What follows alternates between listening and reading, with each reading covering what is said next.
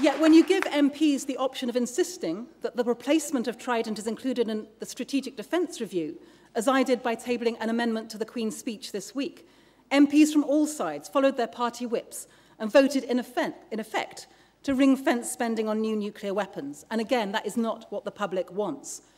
Or take those foreign adventures. The public sees that Britain can't be part of a military solution imposed on Afghanistan. Of course, we now have a deep and lasting responsibility to that society, but we cannot try to go on with a fight that we cannot win. Now that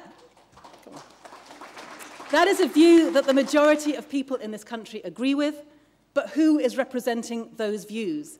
It is not, at the moment, the Labour Party, not the Conservatives, and not the Liberal Democrats. It is the Nationalists and the Greens who are, at the moment, in the mainstream of public opinion. So how has that come about? Above all, why does the current Labour Party not reflect more of our shared agenda? Many people have taken the view, and I respect them for this even if I disagree, that the most effective strategy is to work from within the Labour Party to influence policy, to shape the course of government.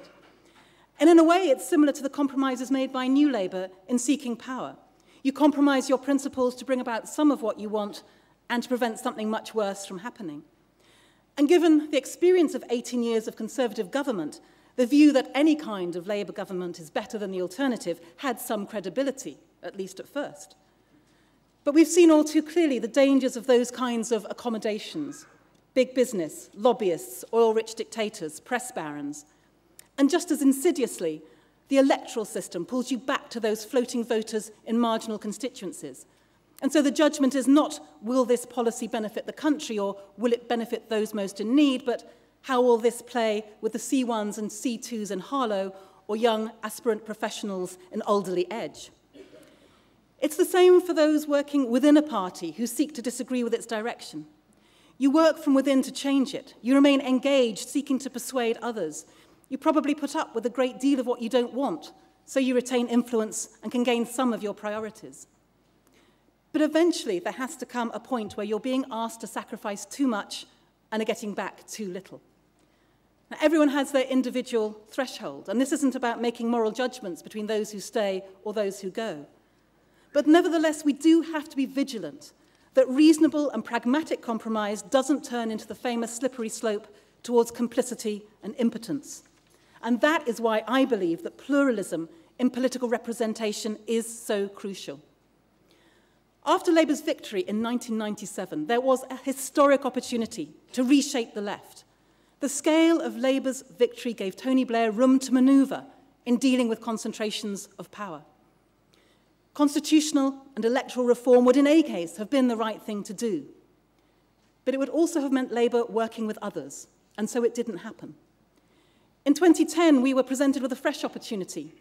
The election didn't give any one party either sufficient MPs or the moral authority to rule alone.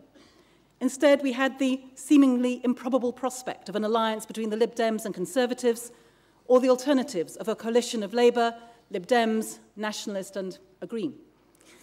But while admittedly the numbers only just stacked up, it is still frustrating, I think, that many in the Labour Party seemed opposed even to exploring that option.